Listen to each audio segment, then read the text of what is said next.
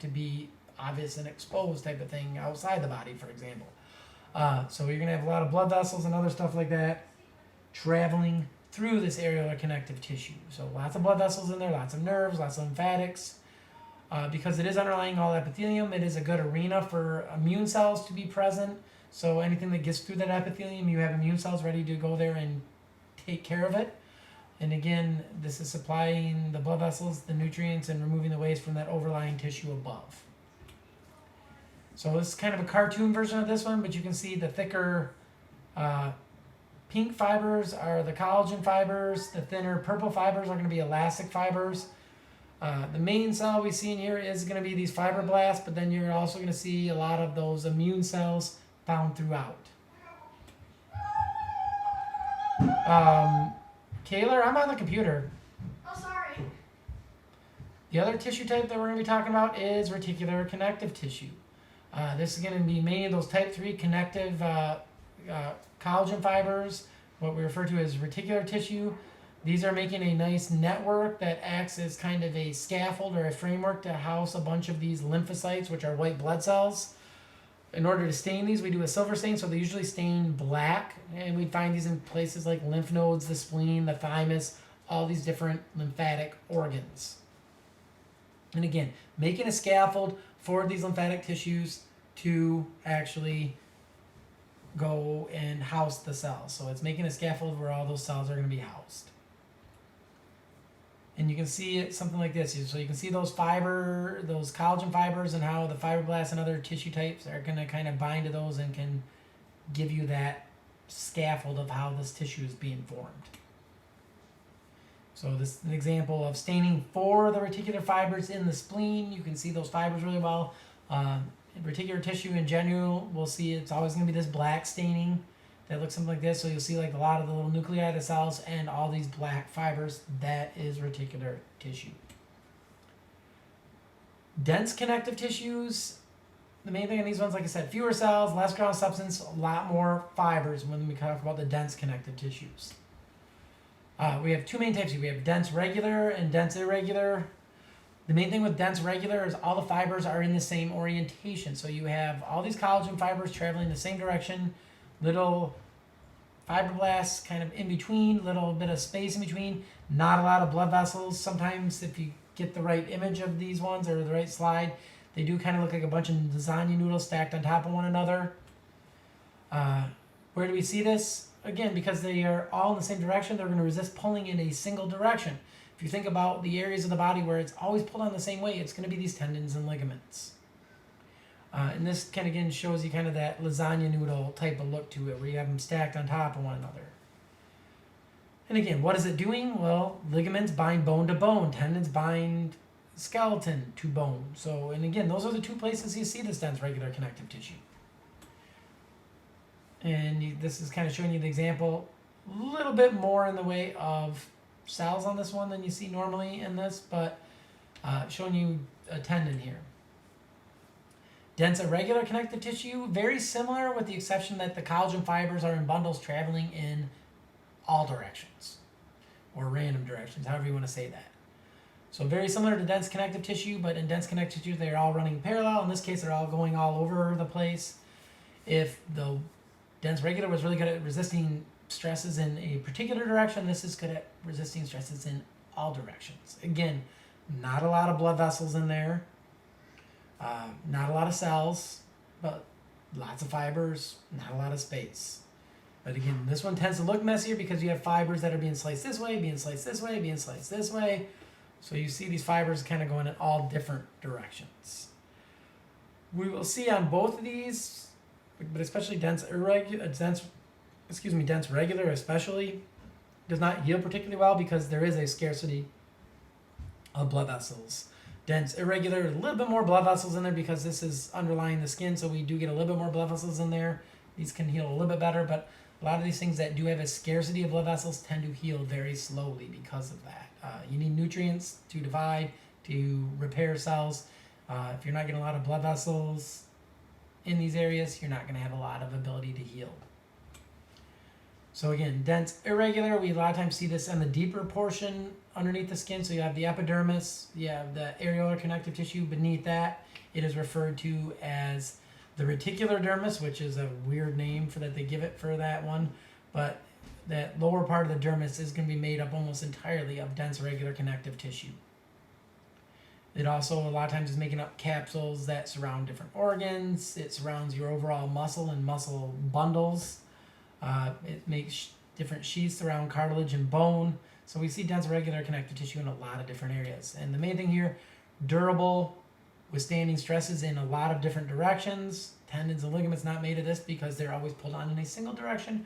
We want a little bit more of that flexibility in there, and the fact that they're only always being pulled on the same way makes more sense to have them be able to stretch just a little bit more because they're not having these in a bunch of random directions. And I always kind of joke around dense irregular is part of the reason your aunt or your grandma could go like, oh, you're so cute, and do that type of thing, and the skin stays together. And this is again showing you a capsule around a different organ. Some of these specialized ones, and adipose is kind of a weird one. It's not really dense or loose connective tissue. It's kind of its own thing. Adipose tissue, a lot of times you'll see adipose cells in some of these other different connective tissues. So sometimes in dense connective tissues, not that much. But a lot of times in loose connective tissues, you'll see some adipose tissue. Adipose cells, if you get a preponderance of an area that is almost entirely adipose cells or adipocytes, this is what we refer to as adipose tissue. Again, lipids fill up these cells mainly. Lipids do not stain well, so because of that, adipose tissue tends not to stain particularly well. I always kind of say it looks kind of like cobwebs under the microscope. You can see a little bit of the cytoplasm and the membrane, but the lipid does not take on any stain. A lot of times we'll see blood vessels in these areas, but again, you're going to have a nucleus kind of tucked off to the side, a big white area where nothing is in there. A lot of times it looks a little bit more like this one. And when we're talking about adipose tissue, we see it in a number of different places. So underlying the skin, you have a layer of subcutaneous fat surrounding a number of different organs. So around the heart, around the eyes, around the kidney, as well as a few other areas in the body, we would have this adipose tissue. Again, as you put on more weight, we start to see this in more and more areas. So adipose can end up in a lot of different areas in the body. What is it doing? It is energy storage. The subcutaneous layer also helps with insulation. It helps protect us from the cold. In certain areas like surrounding the heart, surrounding the eyes, that's about shock absorption and providing cushion for some of these organs as protection. And again, we do have a couple different types of this. Mainly what we'll look at is this white adipose tissue. Every once in a while, they will stain for the actual lipids, and you'll see something like this image down here. More often than not, adipose cells will look like this, where you can see a little bit of cytoplasm in that, and then a big white area in the center here. White adipose tissue is much more common. There is something called brown fat or brown adipose tissue. This is much more vascular, has a lot more eosin stain that gets taken in. It's a lot more often seen in infants. This is a way for these infants to kind of do, it's almost like a dysregulated type of cellular respiration that can generate heat. So using this brown fat, you can generate a lot of heat without getting into shivering and burning a lot of calories through shivering. Most adults, you're not going to see a lot of this. And this shows you a cartoon version of adipose. Again, cytoplasm, membrane out to the side, nucleus out to the side, big non-staining lipid droplet in the center. The other type of connective tissue to talk about here is these dense connective tissues that get a whole bunch of elastic fibers. And this is what we can refer to as elastic connective tissue.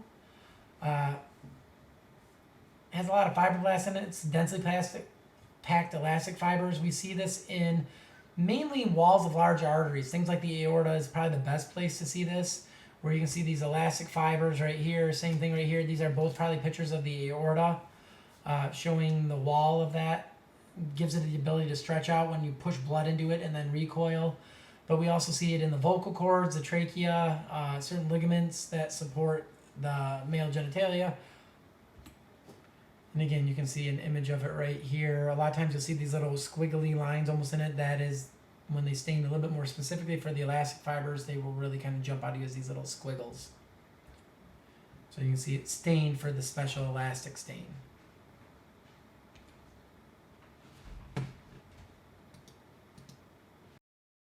What I want to show you now is, again, jump back onto one of these digital slide websites here and take a look at some of the actual digitized slides of some of these connective tissues. So again, I'm going to go to this one here. For these intro ones, the Loyola University one's pretty good.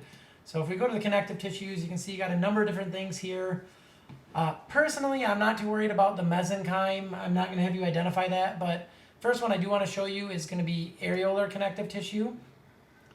A lot of times with the areolar connective tissue, one of the things you're going to see on this one is the slides are almost made, it's such a loose and non-structure to it that you don't actually get slices of it. This one is always done as a smear, so you will take some of this from some underlying tissue, get like a little, I mean, it could be like some type of probe, you get it on there and then you smear it onto the slide, stain it, and do the work like that. So you're always going to see kind of a pretty textbook look to it. So if I zoom in on this just about anywhere, you can see right in here, and this is a few things you're going to want to be able to identify in here. You can see the different cells. The vast majority of these nuclei here are probably fibroblasts. So I would say identify these as nuclei or fibroblast nuclei. We're not going to try to differentiate mast cells or some of those other different types of specific cells in there. But then you can see some background fibers. So these pink wider fibers here, those are going to be collagen fibers, where the darker purple fibers here are the elastic fibers. And again, if I was to slide this to a different space, you see it does not look incredibly different. Again, one of these few that always looks kind of textbook. So besides that one, if we go to reticular tissue, we can go in and zoom in on this one.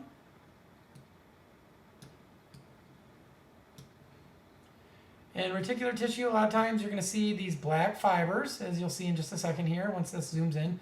You can see these different black fibers traveling in between all these different lymphocytes here.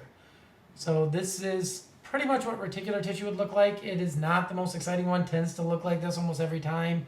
We see this in lymph nodes, other areas. Kind of similar to that. Let's see. If we go to underlying the skin here, I do want to show you a couple different things here.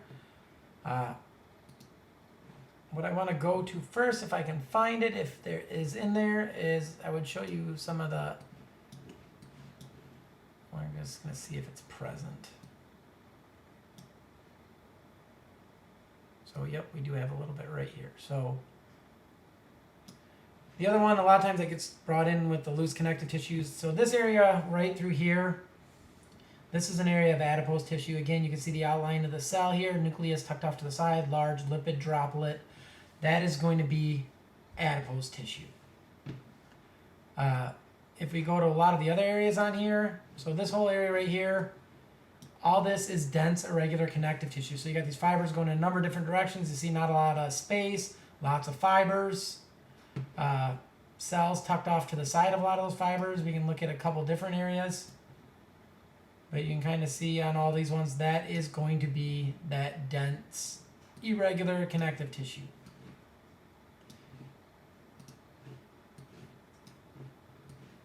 Up here we can see beneath the epithelium.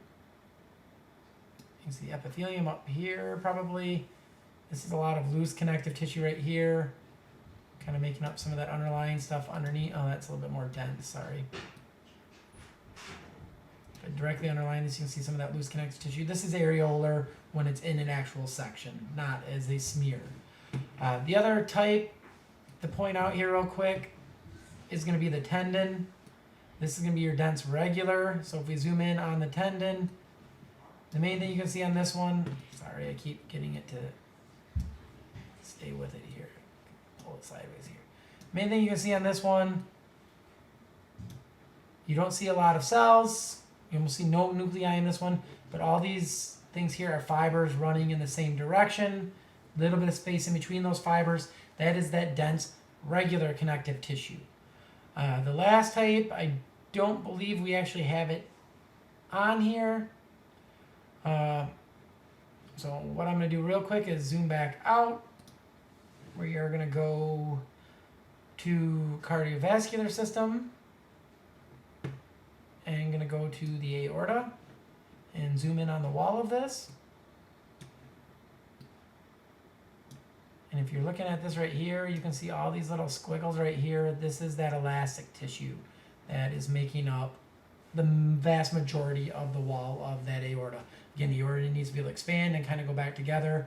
But that's what we're looking at when it comes to these different types of connective tissue. So what we were kind of called the connective tissue proper, as well as adipose tissue and that dense elastic connective tissue. So those are the ones, again, on these things, those ones where I differentiated and showed you the fibers, I would say that is fair game. And this one, if I was to say, what type is this? What are these fibers right here? Elastic fibers. Being able to differentiate dense irregular from dense regular. Reticular, being able to see how it's different than the areolar connective tissue. These are all things that I would say would be fair game. A lot of times these little quizzes are going to give you some idea of what we can do on the actual exam. So this at least lets you see what we're dealing with for the different slides here. Again, this page or some of the other ones here, you can see a lot of these different ones here. But again, just want to come in and show you on these digitized slides. So that will be it for today.